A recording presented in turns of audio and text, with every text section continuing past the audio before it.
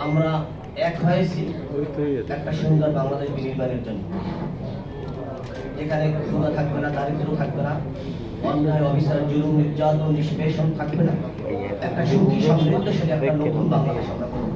এই প্রত্যয় নিয়ে আমরা একাত্রিত হয়েছি। সেক্ষেত্রে আমরা এটা নিশ্চিত করার জন্য কিছু সুনির্দিষ্ট দাবি মেলাও আমরা উপস্থাপন করেছি।